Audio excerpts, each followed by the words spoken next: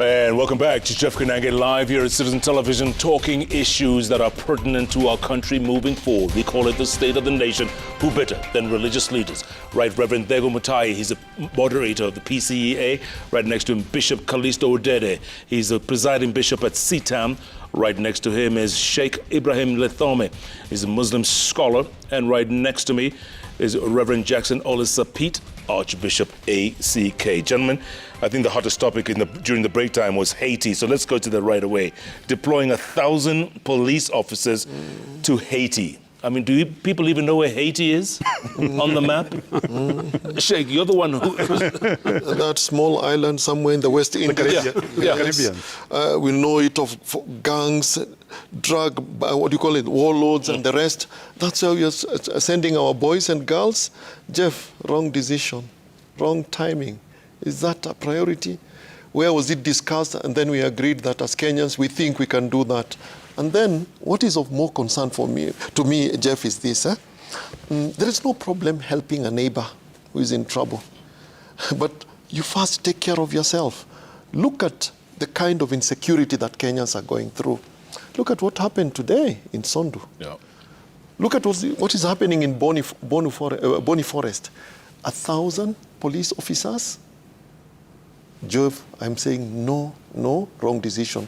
But unfortunately, as usual, typical of Kenyans, we are going to politicize this. If I belong to this side of the political divide and the decision was made by my leader, it is a yes. It's because we don't care about the country.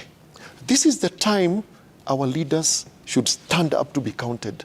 That it doesn't matter who came up with the idea. It could be my political leader, but if it is bad for the country, it is bad. And this is what we need to tell the leadership of the country. Jeff, I dread the day that, God forbid, we start receiving our boys and girls in coffins because of that. Again, Waswahili wanasema, natengeza kwa mwenzangu na kwangu kuna poromoka. How secure are Kenyans that we want to go and export security to Haiti? Jeff, it's no, please. Yeah. Bishop, do you agree? I think there are some things that begs the question. One, what's prompting the decision? Why do we want to go to Haiti? Is it because we are actually, as a nation, being paid for it to send our soldiers out there? Second, is it because we want to gain some international limelight as a country, an African country, that's actually sending forces to other countries? Now, if those are the motivation, then they are not right motivation.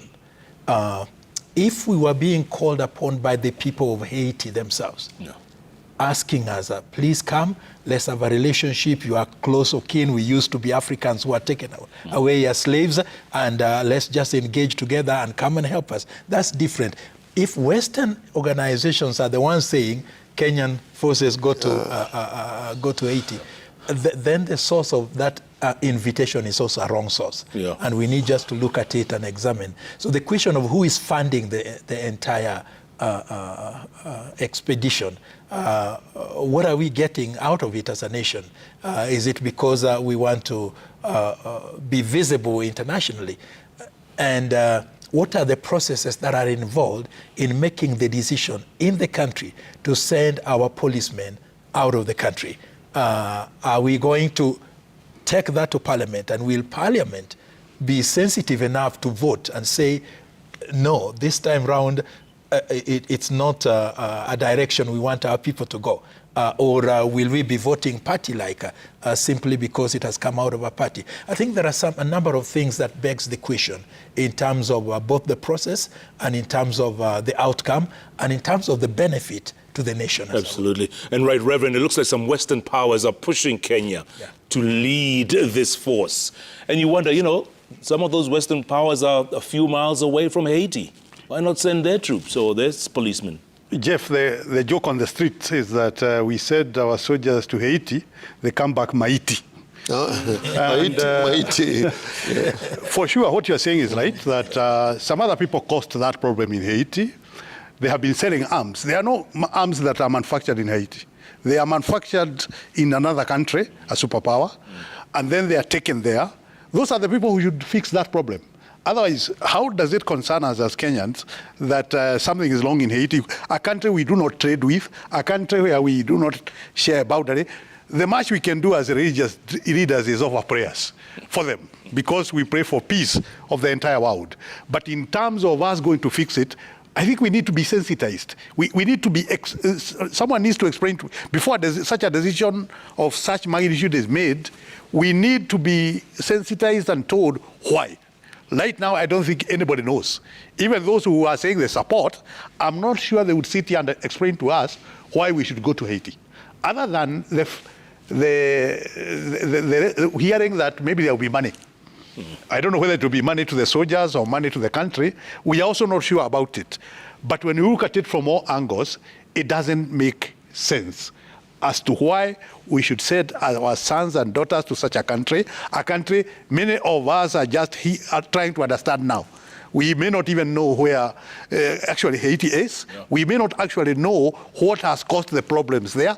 We may understand what is happening in Somalia. We may understand what is happening in South Sudan. We may understand what is happening in DRC. But for a country in the Caribbean, and we know their troubled history, we may not actually know why we need to go there. And as it has been said very well by my colleagues here, we have enough challenges in our security challenges in our country. And I think something just cropped up today to remind us you have no luxury to send law enforcers to another country because you have challenges at home. Even in our own neighborhoods and estates, we are not safe. Our law enforcers are not fully equal to the task. What is the ratio of policeman, policewoman to citizens? It is not adequate yet. It has not reached the level it should. What is the motivation? Our law enforcers are quite motivated to engage in anything. For sure, we know that they are not. Therefore, this is something that, one, we need a very good explanation, but two, we must ask ourselves what benefits. And nations at times should be very selfish. Whatever you get into must bring value, must add value to yourselves. You don't just do things for the sake of it. Why are we sending our police people to those people? That is something that have not been explained to us. But we look forward to an explanation. And again, we hope that this will be put through some conversation. Yeah. Parliament, almost what we call public participation. Is it something that we need to engage in? Maybe if it explained well to us, we might well say it's a good thing. But looking at it from the surface, Jeff, it doesn't add up. It doesn't add up, right, Archbishop? Yep. It does not add up. Yeah, I want to say that when you make such a huge decision, it must be rationalized. We went to Somalia because there was a lot of insurgents into the country from Al-Shabaab and other, insurgents. We could not do business in the coast. Lamu was a no-go zone. Mombasa tourism destination was not working. So the rationale there was not just secure the border, but secure the country internally. So there was a rational decision to get into that space. But now, a country where you have no relationship, you are not trading, it's not it doesn't add to your peace, because we need to get our soldiers to where it can add to our peace. We have already soldiers in Congo. It's understandable because it is one of our trading blocks. So that if we want peace in Congo, our hope is to do more trade with Congo and have benefits with Congo. The same with Burundi, it's an East African country, or South Sudan, or any country within the vicinity. But going all those miles away, I don't see the rationale. I don't see the motivation. And I don't even see the benefit that this country will gain by sending troops to Haiti. Haiti is such a far country. I don't think we have any trade, interest in Haiti. So to me, I think the president and the decision makers has to come back to Kenyans and give us a rationale as to why we are sending our troops to Haiti. What benefit will Kenyan have, and what will it add up to the nation building of this country? Yeah. Because we have a lot at home that we need to do. We are struggling with the high cost of living. We are struggling, with the unemployment rate. Probably if it was to create more employment, we will say it's irrational. But if we are sending already those who are employed, I don't know whether we are going to replace them then. Then we say we are creating room for new ones to be employed. I don't know. But I think we need to have a very, serious reason as to why we should participate in that space. Who has invited us? Is it Haitians? Is it Americans? And for what gain and for what benefits for Kenyans? I think those are the questions that need to be answered. Yeah. And Jeff, do us a favor. A quick one. Next Wednesday, why don't you bring some of the people who can explain to Kenyans About the this. rationale? Bring them on the bench Yeah, here. I agree. Yeah, please. Are you allowed to bring the president here on the bench? It's always open, my friend. It's always open. Jeff, please do us a favor as Kenyans. You owe this to Kenyans. The decision, because all of us are saying one thing. Right. We need an explanation. And to hear the other side. Maybe they have a good reason, Jeff. Sure. Please. So let this bench be theirs next week. We'll be tuning on and listening. Please tell Monica to do that. Please. Jeff, a quick one. Yes, sir. I hope this debate about taking troops to Haiti is not a red herring. Something that we keep discussing, it doesn't actually make sense to us. But now, look, we are now discussing it while we have other pressing matters in the country. Maybe somebody wants us to discuss and spend our time and energy on it while we have cost of living, insecurity in the country, education that needs to be improved, corruption that needs to be addressed, the public debt that has blown. I hope nobody is trying to distract us by bringing a matter that actually diverting attention. Looking at it from every angle, maybe. It doesn't appear to make sense. Actually, yes. Good point. Good point. But gentlemen, if I may play devil's advocate, and forgive me for using that word in front of religious leaders. Kenyan troops have been used in peacekeeping missions before, places like Kosovo, East Timor, and performed very well. Yes. But this was military. Which is different from police, right? I think. Yes. And that's why, Sheikh, like you said, we need to have this discussion before the troops or the policemen go off to become maitis. In Haiti. In Haiti. So, cutting down government costs. What do you guys think? Is that another red herring, you think? Or, it's been tried before. The president has instructed his cabinet to reduce by what, 10%? Yes. We must commend the president for such a bold move, such a bold decision. But the test of the pudding is in the eating. We hope it will not just be a very good statement, PR statement, that we do not see real action on the ground. We know that we have made very good decisions in regard to how we can cut costs. And one of our cry as citizens is that government is wasteful. We had David Day telling us that government is very wasteful. And it's like we are not looking for a cure to that wastefulness. One cure is what the president has said. Let's have few people traveling. Let the number of international travels be made less. We had President Magufuli, much as he had his excesses, for the period he was president, he never left Tanzania. He said there's no point of going to Tanzania. We are living in a time of technology. We can do Zoom meetings with people in Washington. Do we need to travel simply because we shall get impressed and out of pocket, go to that place and do some shopping? For sure, those are the things that take people out of the country. It is not real business. There are people who even are scheduled to go to meetings and they never attend those meetings. They just go there and maybe clock in, then start doing some tourism all over, then get their money and come back. Again, I would wish that everybody who goes out on a foreign expedition, they are made to do a report that can be assessed by many of us as to what gain that trip gave to our country. But the truth of the matter is that we can avoid traveling internationally and still achieve the many results that we would achieve by people going out there. Of course, we know that our head of state and his assistants maybe will need to occasionally travel in order to improve our relations with other countries. But these are delegations. Sometimes they are just out there to spread. We have heard of issues where people go for games out there, and they are not involved in any games. They are just out there to, do tourism that do not add value to our country. And they completely ignore the athletes who are running in those tournaments. We hear that sometimes such people travel first class, while those who should compete travel economy. Therefore, Jeff, I would feel like what the president has done, what the president has ordered, if it is done and supervised and made sustainable, it can add a lot of value to our country. Okay. Moving along, Office of an Official Opposition. Bishop, should there be to calm the tensions that precede elections? Thank you very much, Jeff. The electioneering process in Kenya is a winner takes it all kind of outcome. And many have thought that that's why we have a political scene destabilized immediately after the elections. People have invested quite heavily in the elections, and here we are at the end. You're coming out empty-handed.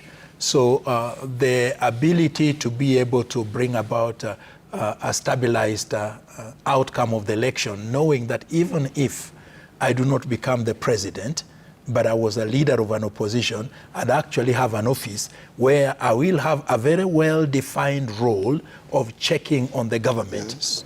Very clearly defined role of checking on the government. I do not have to look at possibilities of getting into the government. And that should not just be for the leader of the opposition. I think it should cut across even to the members of parliament, that there is a defined, demarcated line between those who are in government and those who are in opposition, so that those who are in opposition do not cross over immediately after the election into the government area because of some benefits that they are going to have. And if this is one of the outcomes of the discussions, I think it would be good for the country to have a clearly defined opposition, office of the opposition, and clearly defined opposition terms which would be helpful so that people don't get into fights again. Absolutely. Yeah. Archbishop Sapit, the other day, Majority Leader Kimani Ichung'wah, he said that you were supporting Azimio during the elections, and he had asked you to pray for now. You can pray for Kenya Kwanza. Yeah, I've seen that clip. It's all about perception. As religious leaders, as an individual, at the polling station, I make my choice. But I have never, at one point, went out to campaign for a certain candidate, because that is what he was alleging. That was a campaigner for Azimio. I didn't do that. It was in that, dispensation, I said, we don't want politicians to play politics in the churches. And the first person I refused a mic was Raila Odinga in Butere, when we were consecrating a bishop there.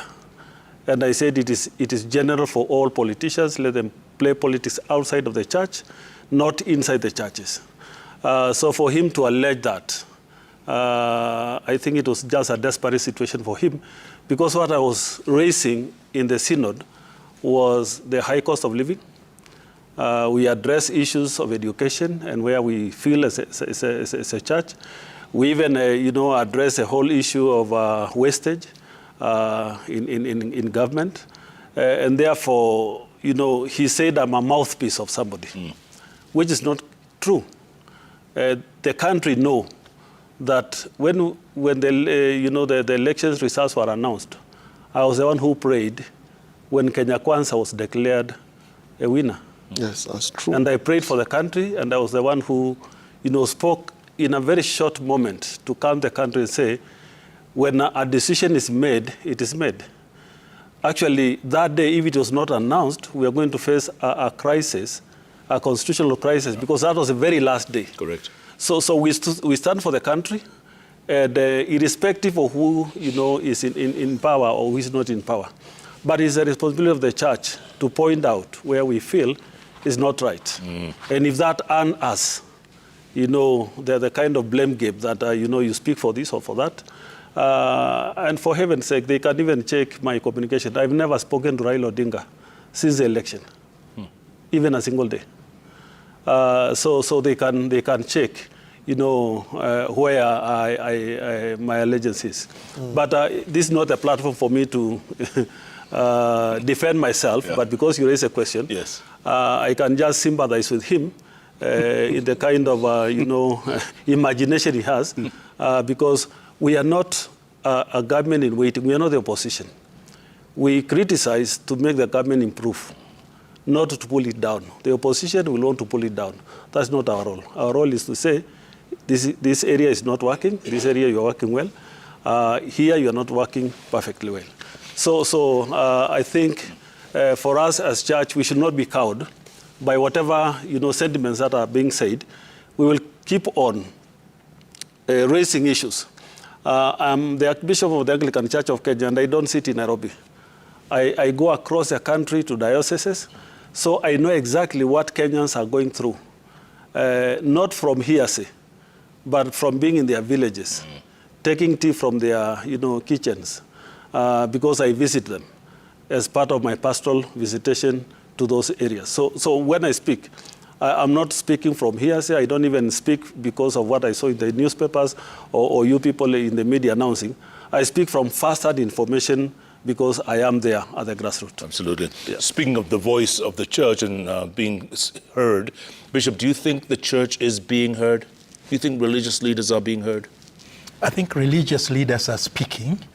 Whether they're being listened to, that's a different thing. But religious leaders are speaking, not only through our organs in the church in terms of the pulpit speaking out to issues that are affecting the country, but also through media houses, through press statements, through pastoral letters. Religious leaders are speaking. The question is, are they being listened to?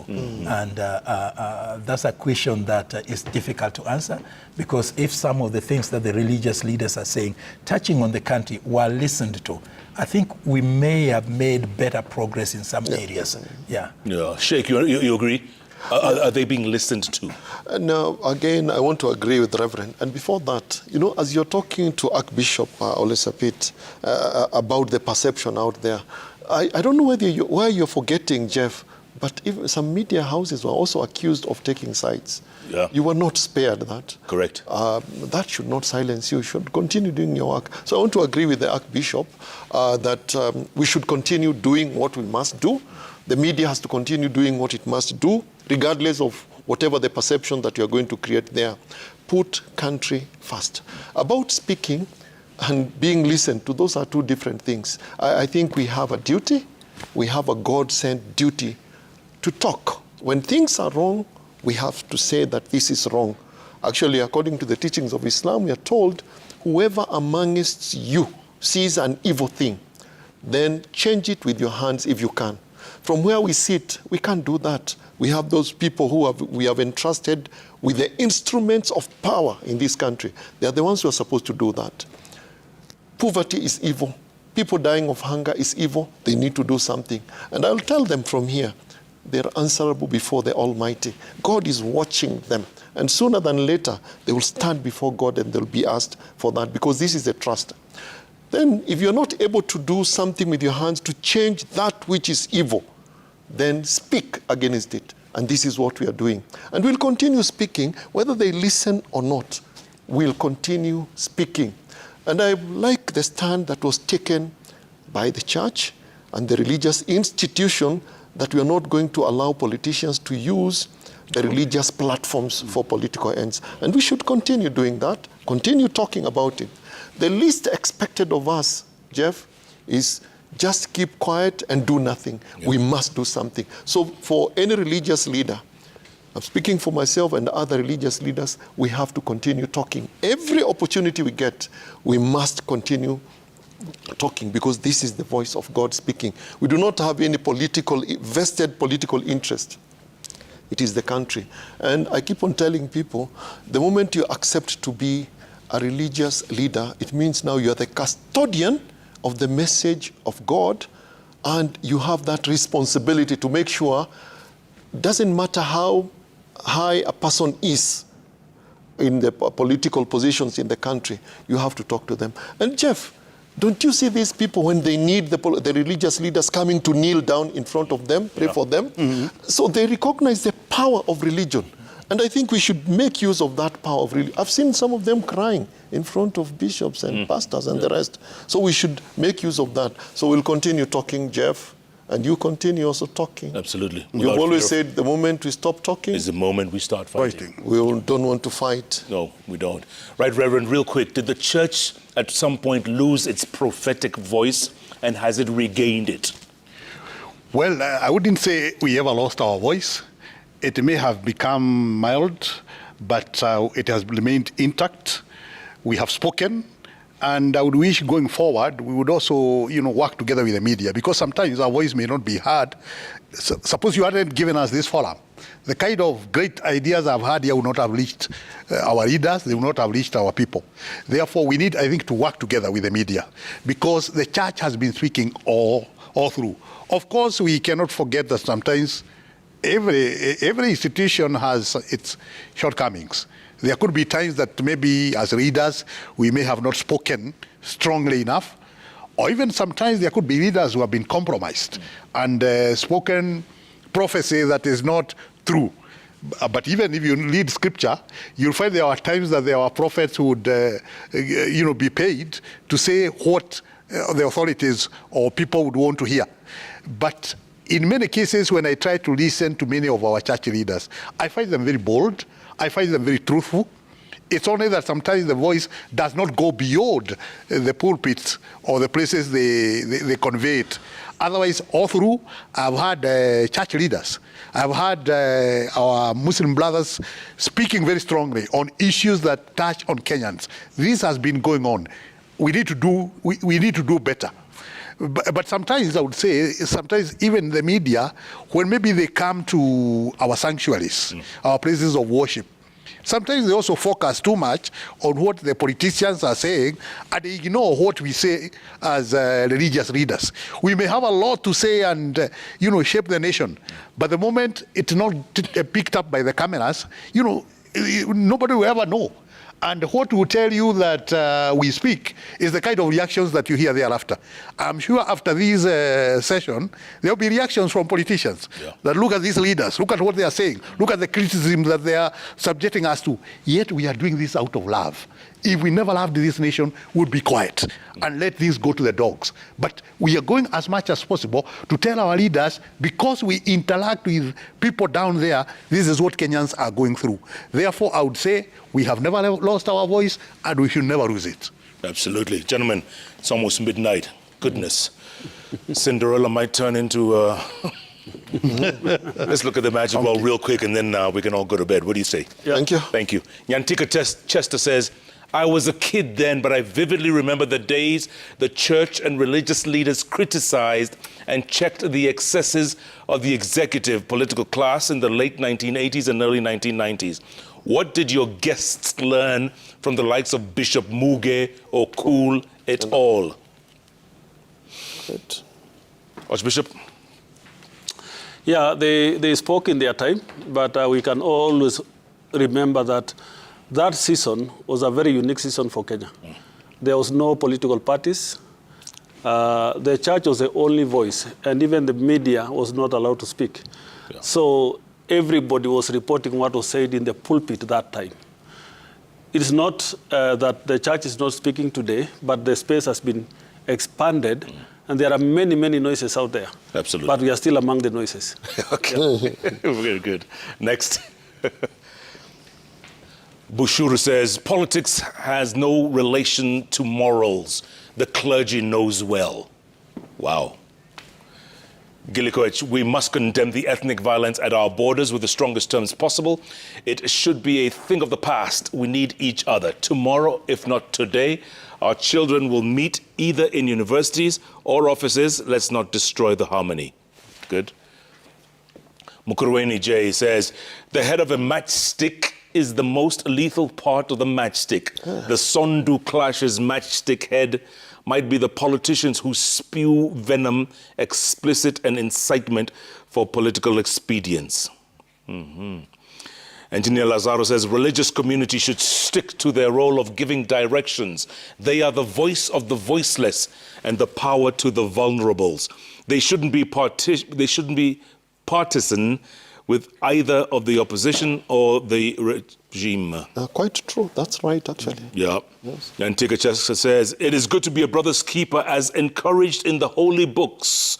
But as Kenya satisfactorily and convincingly dealt with security issues and the threats plaguing her citizens before sending her police officers to Haiti. Spot on. We said that, didn't we? Yes. Katebe says, the clergy should know that Kenyans are under the mercy of many selfish politicians who have no interests for the commoner.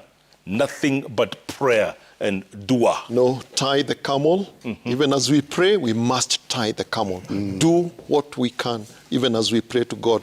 God helps those people who help themselves. Jeff, you can't leave your doors open and say, I'm just praying. Utapigwa ngeta in your house. Correct. So you lock, myself, I lock the gate, the door, put some watchdogs there and put the bed there. Then I say, God, protect me. Come on, that's what we need to do. Otherwise, utapigwa ngeta. Yes. Yeah, that's trusting God. All right, gentlemen, I'm going to give you 1 minute each to give some final words and thoughts and some inspiration to Kenyans out there. Let's start with you, Right Reverend. Our word is that we would like to encourage Kenyans to remain prayerful, to remain hopeful in spite of the difficult times we are in. Tough times don't last, but tough people do. Therefore, Kenyans, we do our part. Our leaders, please unite us. Avoid reckless talk. Let's come together. Let's face the challenges we have, and let's be truthful. Where we have challenges, let's say we have challenges. Even leaders, when you fail, admit your failure. This is human, and we can build this nation together because all of us sink or all of us win. Thank you. Right. Bishop. A story in the Bible tells us about a time in the history of Israel when there was such famine that even women would be cooking and eating their own children. And the king at that particular time walked around and he was wearing his robe. When he heard that narrative of a woman cooking a child, he tore his robe, and inside he was actually wearing a gunny, if I may call it, a sackcloth. And that sackcloth was a symbol of identity with the people. It was a symbol of brokenness. It was a symbol of feeling, even though I am a king, my people are struggling, my people are suffering. My prayer is that our leaders would wear some sackcloth as well, so that they would identify with the people of Kenya and be where the people of Kenya are. Absolutely. Sheikh. The Quran, the Holy Quran tells us, وَلَا تُلْقُوا بِأَيْدِيكُمْ إِلَى تَهْلُكَةٍ. I'll translate that. God says, and do not with your own hands put yourself into destruction. Kenyans, I don't want us to lose hope. It could have been worse. But let us not put ourselves with our own hands into destructions. And how do we avoid that? Each one of us, wherever we are, remember that position you've been given, that position by God, and it is a trust. Play your role. I play my role as a religious leader to make Kenya a better place. You, Jeff, on this bench, play your role. Let the leaders play their role, because each one of you are guardians, and each one of you will be asked about what was put under your watch. Thank you, Jeff. Absolutely. Archbishop, you get the last word. Yes, I want to say that Kenya is a great nation, and Kenyans are hard, resilient people. They are hardworking. Our farmers have fed this country for many, many years. We have the best, actually, manpower in terms of skills in the region. We have what it takes to make Kenya great. All what we need to address are matters of policy, and particularly when it comes to politics that galvanize a nation according to tribal lines. If we address that, we have an opportunity. And I want to urge all of us, we have an opportunity to make this country great. And it is not only rest with the leaders or the president of the time, it rests with every Kenyan, that if we all do what is right before God and before men and before our country, we shall make this country great. So let us all wake up. Whatever you are, if you are a business person, do your business diligently. If you are a farmer, do farming diligently, feed the country. When we work together, we will make Kenya a great nation. Thank you. Absolutely. Reverend Jackson Olisapit, Sheikh Ibrahim Letome, Bishop Callisto Dede, Right Reverend Thegu Mutahi. Gentlemen, thank you so much for your time. Really appreciate it. Great stuff. This has been very enlightening and very important for this nation at this time. Like the Right Reverend says, tough times don't last, but tough people do. Are you one of them? Can we make Kenya great again, like the Archbishop said? Maybe we should. And we've got to keep talking, like the Sheikh said, because the moment we stop talking is the moment we start fighting, and you don't want to go down that slippery slope. Thanks so much for being part of JKL. Remember, every Wednesday, it's all about those three letters on the keyboard that follow each other. JKL. Thanks so much for watching, folks. Good night, good luck, God bless you all. And we're going to leave you with the graphics